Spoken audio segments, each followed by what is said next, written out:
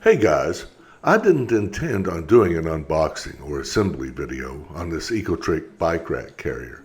It was only after I emptied both boxes to find out that there were no instructions. Yeah, I know what you're thinking, it's a bike rack. How difficult can that be, right? Well, I agree, but sometimes there is an order to things which makes things easy and safe. At any rate, I go back through the packaging just to make sure that I haven't missed anything. Even Boo the cat is in disbelief. I did go back to the Ecotric website to look for a manual or assembly instructions, or at least a photo or drawing showing the completed project. No luck though. I thought maybe the Ecotric site would have a manual or some instructions, but no. All that was available were the photos of the parts unassembled. Not really helpful for me, anyway. I already have the parts laying in front of me. I do want to stop here, though, and give credit to Ecotric. I emailed them and asked for a copy of the instructions, and although they could not provide me with any, whoever was answering the emails, man, they were putting forth an effort. They were trying, and they maintained a dialogue. Honestly, you have to appreciate that. Life's going to give you flat tires. You can either blow off steam or blow up the tire.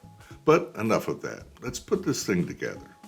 Before you get started, tip number 1, hand tighten only. This will save you time if you have to rearrange things. And also, I don't know the correct names of parts per the manufacturer, so it is what it is.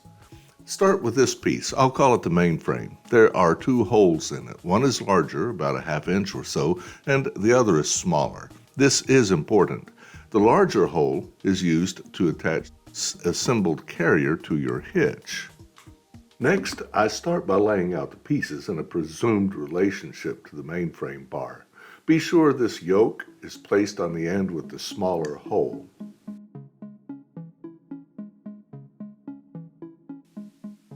Next, lay out the tire holders in relationship to the horizontal rails. Note that the tire holders are attached to the horizontal rails, and so the front and rear must be offset by the same difference. Use the small plastic knobs to loosely snug these down for now. You can adjust them later. I don't think it makes much difference what you do next. I made a mistake though and secured both of the horizontal rails to the yoke using 4 bolts. Since this is a folding carrier, use only the 2 outermost bolts, which will serve as a hinge. Leave the inner 2 holes empty, at least for now. Then, once the horizontal rails have been secured to the yoke, you'll align the hitch pin holes on the yoke and the main frame bar, and insert the hitch pin to keep it in place. Go ahead and find the 2 smaller hitch pins and secure the horizontal rails in place to keep them from moving or folding during the next step. Once the horizontal rails have been secured and cannot fold up, causing a pinching hazard, secure the yoke to the main bar using the 2 bolts on the bottom. Be sure to tighten these securely, but don't over-tighten them.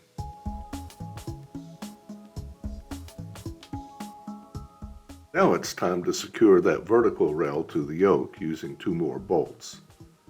Be sure to tighten these down securely, and again, don't over-tighten them.